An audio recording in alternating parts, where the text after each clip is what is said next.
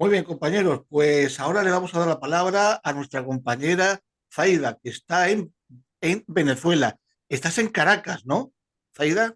Sí, sí, me encuentro en Caracas. Muy bien, pues nada, adelante con tu valoración, tu pregunta a nuestra invitada. Adelante. Bueno, primero que nada, bueno, darle las gracias a ti, Mauri, en especial, y bueno, a todos los compañeros que hoy se encuentran presentes. Bueno, a la ponente del día de hoy, ¿verdad? Quien está expresando sus vivencias respecto a ello y al libro que ha escrito o que está escribiendo, porque llegué tarde, pido mil disculpas por ello, pero aquí estamos, ¿no? Y bueno, escuché parte de su entrevista, ¿verdad? Y lo que ella pudo comentar sobre lo que son los cuentos.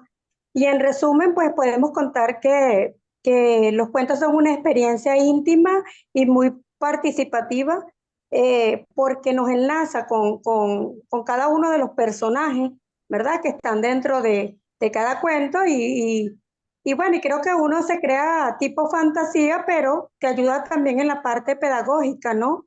En lo que es la escritura, las posibilidades de comunicación y todo esto. Ahora mi pregunta, ¿verdad? Para ella es que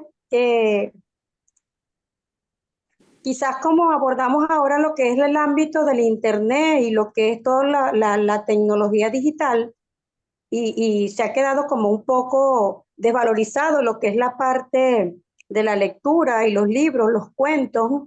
Este, mi pregunta para ella es que si el impacto que ha tenido pues la internet y los medios digitalizados ha superado o ha flaqueado lo que es la parte de la lectura y en específico de los cuentos, bueno, y qué parte negativa pues habría con todo esto para tanto para uno que tiene una familia y como para aquellos chamos que están en la escuela y que, bueno, esto no se revaloriza, pues, y que, ¿qué podríamos nosotros aportar para que llegara un poco más a las escuelas o a las instituciones educativas? Pues fíjate, esto que comentas es tan importante que ya se están tomando medidas en algunos países con respecto al uso de dispositivos electrónicos en las escuelas.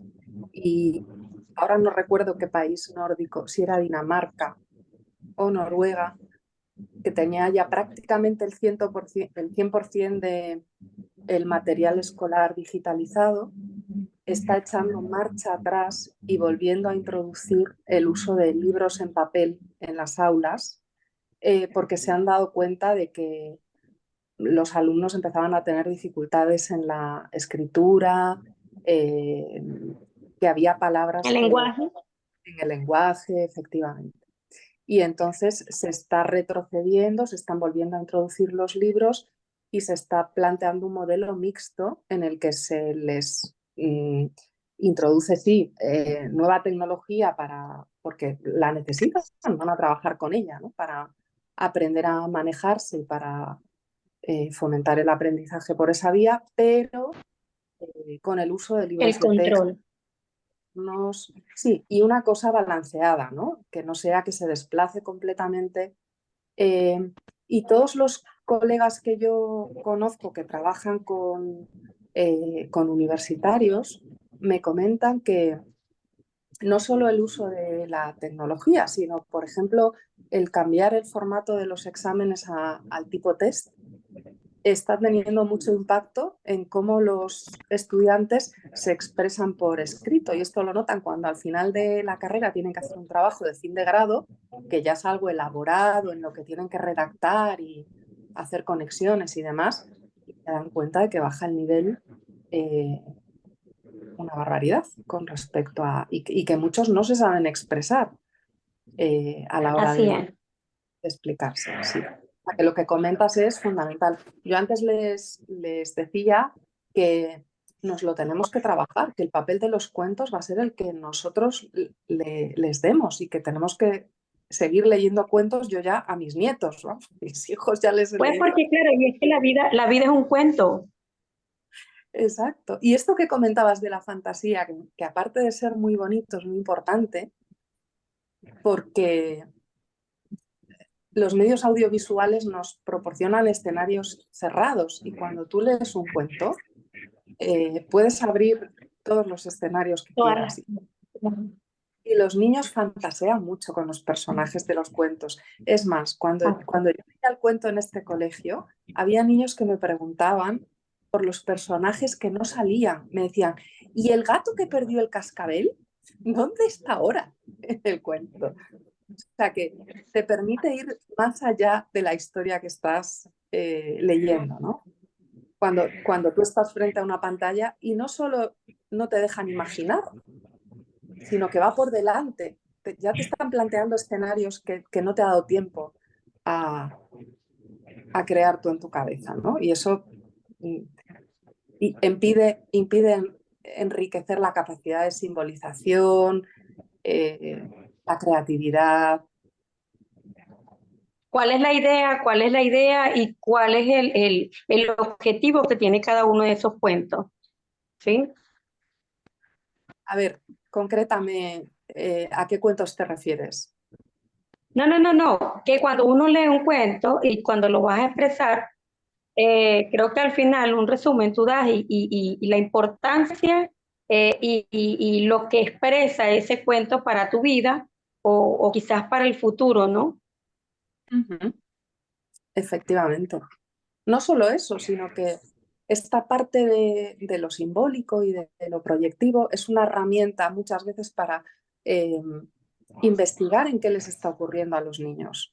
Porque un niño no te va a contar como te cuenta un adulto, estoy triste porque me ha pasado esto, me ha pasado lo otro, ¿no? Por eso se utilizan tanto los dibujos proyectivos y los juegos en las entrevistas de psicología con niños, ¿no? Porque ellos... Claro, porque siempre un niño con afectaciones, he tenido en cuenta que un psicólogo siempre le da un papel y un color, lápiz, para que efectivamente, pinte, ¿no? Y allí efectivamente. refleja todo el problema que quizás lo está afectando. Y los cuentos tienen esa función también. Pues habrá niños que se identifiquen con la tortuga y habrá niños que se identifiquen con el sapito y habrá niños que se identifiquen con la ardilla y otros pensarán en el gato que ni siquiera aparece en el cuento, ¿no? Y eso les permite además ir construyendo su propia identidad a través de estas identificaciones, ¿no? Y diferenciarse de otros personajes.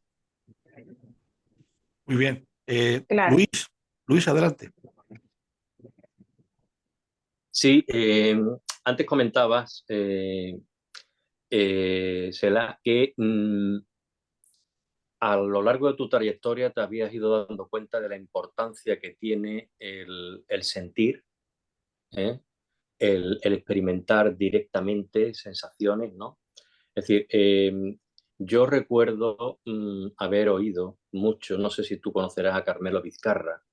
Carmelo Vizcarra es un autor que tiene una clínica en Navarra y es una persona, bueno, pues con mucho conocimiento y con una forma, un abordaje terapéutico a la hora de la curación que no tiene nada que ver con lo convencional. Entonces, él habla de la palabra sensar más que pensar, ¿no? Él habla de que eh, el miedo, la única forma de curarlo es con amor y habla de lo que de la importancia que tiene la capacidad de sensar, de sensarnos, de sentirnos, ¿no? Porque estamos muy en la cabeza y no estamos, ¿no? A tu manera de ver, cómo te ha ido a ti terapéuticamente cuando tú has ido incidiendo más en ese sensar, en ese, experimentar más la sensación y dejar un poco a un lado, en la medida de lo posible, el pensar. Bueno, es una parte fundamental del trabajo en psicoterapia, porque un porcentaje muy alto de los contenidos que se manejan son inconscientes. Uh-huh. Y en la forma de estar con el otro, se transmite mucha información que no es a través de la palabra, ¿no? Y en el encuentro con el terapeuta se actúan muchas de las vivencias que has tenido con otras personas que no se transmiten en lo verbal, ¿no? Es muy importante lo que recibes en el contacto con el otro, más allá de lo que el otro te cuenta. O sea, un paciente enseguida se da cuenta de si te importa genuinamente su bienestar o no. Se da cuenta enseguida de si tienes un mal día, si estás enfadado, si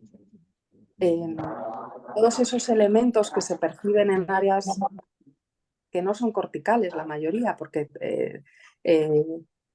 estamos acostumbrados y ahora se habla muchísimo de la corteza prefrontal y el córtex prefrontal y el procesamiento y los pensamientos y la cognición y la voluntad y las emociones están en áreas mucho más profundas del cerebro que no están mediadas por lo cognitivo.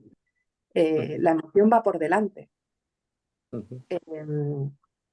Por supuesto que el pensamiento puede modular, pero se le da demasiado poder a lo que el pensamiento puede modular. Muchas veces es a través de otros sentidos y en el trauma esto lo ves clarísimamente. O sea, ves que hay pacientes que ya les puedes decir tranquilo, tranquilo 50 veces, que no se tranquilizan hasta que no hay algo que cambia en el ambiente que les ayuda a tranquilizarse. Y puede ser que bajes la luz, que cambies tu tono de voz, que oigan de repente la música de la sala de espera. Y cada vez se le da más importancia a eso, ¿no? Hay un libro sobre trauma buenísimo que se llama El cuerpo lleva la cuenta, que habla de todo este proceso a nivel profundo de áreas cerebrales que son más primitivas y que compartimos con los animales realmente, porque la supervivencia es lo que marca la emoción desde el principio de la vida, ¿no? Y bueno, yo creo que está muy bien explicado por qué tiene tanta importancia todo lo sensorial, ¿no? Y por qué cada vez en trauma se utilizan más coadyuvantes como recomendar a los pacientes pues eso, que hagan ejercicio físico, que hagan yoga, que hagan trabajo de relajación, sí, que trabajen con olores de su infancia. Yo tengo una paciente, por ejemplo, que a los exámenes se lleva un saquito de lavanda porque dice que le recuerda a su abuela y que la tranquiliza, ¿no? Entonces antes de entrar al examen hace así con el saquito y lo huele y entra al examen, ¿no? Y bueno, a mí me parece fundamental y creo que gran parte del trabajo que nos queda por delante para estudiar el cerebro tiene que ver con esto. Con explorar un poquito más el área de las emociones a nivel primitivo y a nivel más sensorial. ¿Recuerdas el nombre del autor del libro? Sí, es Bessel van der Kolk. Es un nombre holandés. Este hombre trabaja en Boston y es súper experto. Además es descendiente de supervivientes de los campos de concentración, porque casi todos los que nos dedicamos a esto tenemos alguna historieta Sí. en las motivaciones. A veces la conoces desde el principio de tu ejercicio y a veces te das cuenta al cabo de los años, ¿no? Pero... Perfecto, pues muchísimas gracias. Muy bien. Nada. Luisa, nos queda dos minutos. Tú cierras el programa. Madre Bueno, mía, qué rápido se pasa. se pasa muy rápido, eso es señal de que lo estamos pasando bien. Yo tengo una curiosidad muy, muy rápida contigo. Con la experiencia que tú tienes con niños, con lo cercanas que te sientes a los niños, con la sensibilidad que tú tienes al escribir cuentos, ¿por qué te dedicas a los mayores? Simplemente. Ay, Luisa, tengo que volver otro día para contaros todo. Bueno, pues volvemos, dejamos puntos Pues mira, suspensivos. yo estudié medicina para ser psiquiatra infantil. Es decir, me zampé los 6 años de... Tenía tan claro la especialidad. O sea, no soy de estos médicos que llegan al MIR y dicen, pues si no me da para esto, cojo esto otro. No. Yo tenía claro lo que quería hacer. Y de hecho me vine a Madrid porque una psiquiatra de La Coruña me dijo, si quieres hacer infanto-juvenil, allí vas a tener más opciones de formarte, ¿no? Claro. Y estuve años. De hecho, el interés por el trauma empezó porque cuando volví de Inglaterra, mi primer trabajo fue con familias en un programa de estos especiales de la Comunidad de Madrid de atención a víctimas de los atentados del 11M. Y empecé en infanto juvenil, atendiendo niños y me encantan los niños, me encantan. Pero es que son muchos años y una quiere hacer cosas distintas. Entonces, la consulta de infantil, pues no es que me cansara, es que, o a lo mejor sí, a lo mejor es que me cansó, pero llegó un momento que con mis propios hijos ya tenía suficiente. Y me daba cuenta, la consulta infantil es jugar, dibujar y acompañar muchísimo a los padres. Cada vez se trabaja más con los padres y menos con los niños. Claro. Eso te llevó a los padres, claro. Eso me llevó a los padres y además yo llegaba a casa y no tenía ganas de jugar con mis hijos porque ya me había pasado todo el día jugando con otros niños y dije, esto no puede ser. Voy a acabar siendo de estas madres que a base de ayudar a otros niños dejan a los suyos a un lado. Y ya con la adolescencia, ¿qué te voy a contar? ¿Qué te voy a contar? Claro. Entonces, bueno, fue una evolución natural. Me fui escorando y acabé. De todas maneras, cuando me piden algún favor, atiendo a algún adolescente o a algún niño. Cuando me piden alguna valoración o algún... Bueno, pues me dejo. Muy bien. Maravilloso. Pues Txell Soler, muchísimas gracias por haber estado con nosotros y compartir este rato tan interesante. Muchas gracias. Muchas gracias, Txell. Gracias a vosotros. Tenemos que seguir contigo, ¿eh? Sí. Oye, lo que queráis. Y si necesitáis algo, ya sabéis, espero que no necesitéis psiquiatra, pero si necesitáis algo, cuento. Ya sabéis dónde estoy. Un cuento. Muchísimas gracias. Otro. Compañeros, que tengáis un buen fin de semana. Igualmente. Saludos, Zaida. Adiós, Zaida.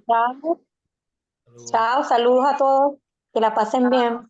Saludos a Caracas. Adiós.